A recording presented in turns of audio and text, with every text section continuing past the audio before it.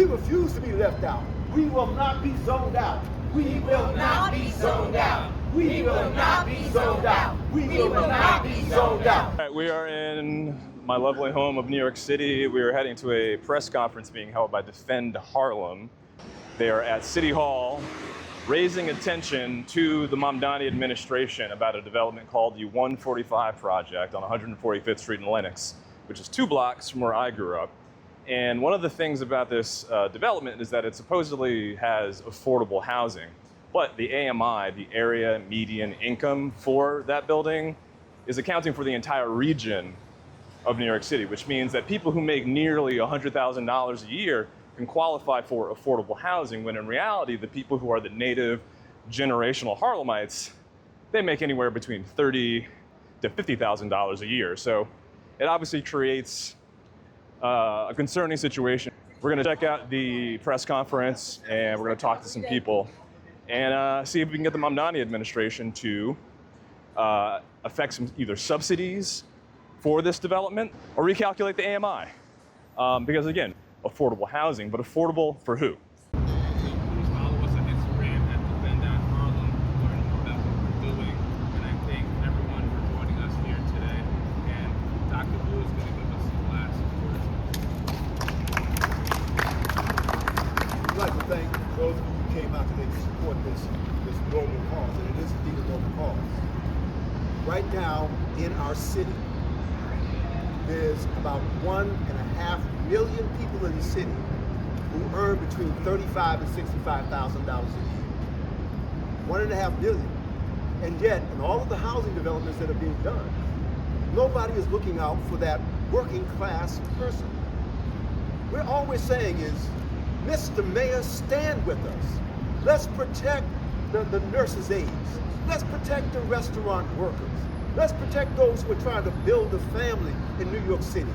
We cannot afford to lose any more people out of this city and out of this state. We have people who love this city, who are prepared to stay here and work for it and fight for it and build for it together with you, Mr. Mayor. Mr. Mayor, don't leave Harlem out of your plan. You can't have a plan that doesn't have Harlem in it. We are asking you to put Harlem in the plan. We will not be zoned out. We refuse to be zoned out. We refuse to be left out. We will not be zoned out. We will not be zoned out. We will not be zoned out. We will not be zoned out. We will not be zoned out, Mr. Mayor. Come and talk to us. Stand with us. We ask you to do this in the name of the people of this great city. And we can get a house. I think I ran it. So we just finished the Defend Harlem 145 press conference. Yeah, we have an incredible group of people, a part of Defend Harlem and the New York Interfaith Commission for Housing Equality, that are really entrenched in the Harlem community, that need to break down a 1,000 unit development coming to Harlem. I mean, that's a big deal. I mean, you're from Harlem, you know what the impact of that's going to be on Lenox Avenue. I mean, these are 6 to 12 story buildings. You bring in like a 40. And when you really think of the scope of it too, right, it's going to change the whole socioeconomic fabric of the area. And what's the one thing the Mamdani administration can do to help assist and make sure that Harlem remains a place that if Harlemites want to stay there, they can? It's really simple. Include Harlem in his incredible mandate of creating 200,000 units of housing for people that make less than $70,000 a year. This is a tee-up project, shovel-ready. 1,000 units. There's probably not a project this big in New York City.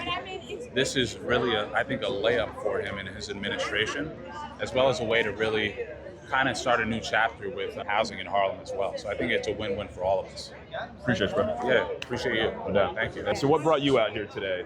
I'm out here because the Riverside Church is located in Harlem, which is a historically Black neighborhood, and I just want to make sure that it stays there. We're seeing our numbers dwindle in our congregations. So many of our communities are being pushed out because the area of Harlem is becoming increasingly unaffordable. Yeah. And people of Harlem should be able to stay there. They've lived there for generations. There are grandparents that live there, children who are raised there.